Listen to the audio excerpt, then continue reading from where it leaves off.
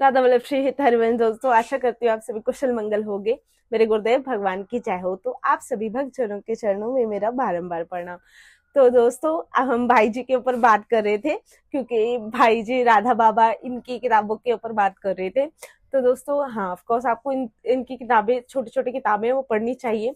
एक किताब आप कम से कम 10-15 बार पढ़ो, ताकि आपको अच्छी तरह से उस किताब में जो लिखा गया है उसका मतलब पता चले, अनुभव हो। बट लेकिन उससे पहले एक प्रार्थना जरूर कर देना भगवान से, भाई जी से, कि उनकी वाणी हमें समझ आ पाए। क्योंकि दोस्तों ऐसा होता है कि जो भी भगवान की वाणी है, जैसे गीता जी है या कोई भी संतों की वाणी है, वो इतनी सहज से समझ नहीं आती अगर उनकी कृपा ना हो।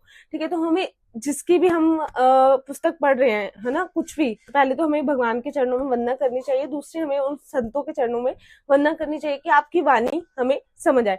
मैं हमेशा दोस्तों ऐसा ही करती हूँ। ये अहंकार वाली मैं नहीं है, ये भगवान वाली मैं है। तो मैं पहले हमेशा भगवान के चरणों में प्रार्थना करती हूँ कुछ भी पढ़ने से पहले, कि प्रभु आपकी वाणी सहज में समझ आने वाली नहीं है, क्योंकि आप अनंत हो। ठीक है, आप अनंत हो, आपको कौन ही समझ सकता है। हमारा शरीर, हमारी इंद्रियां सब प्रकृति से बनी हुई हैं, 3 गुणों से ही हम चल रहे हैं, तो हम आपको समझ नहीं पाएंगे ना। बट लेकिन आप चाहो तो कौन आपको जान ना पाए। जितनी भी मेरी बुद्धि में, बुद्धि से जाना ही नहीं जा सकता, क्योंकि बुद्धि बनाने वाला भगवान है। ठीक है ना, तो उनको नहीं जाना जा सकता। बट लेकिन हाँ, हम प्रार्थना कर सकते हैं कि हम अपने असली स्वरूप को प्राप्त हो जाए, हम भगवत प्राप्ति कर ले। तो हमें भगवान को हर समय, हे नाथ मैं आपकी हूँ, हे नाथ मैं आपको कभी ना भूलूं, हे नाथ मैं आपके चरणों को पकड़ के रहूं।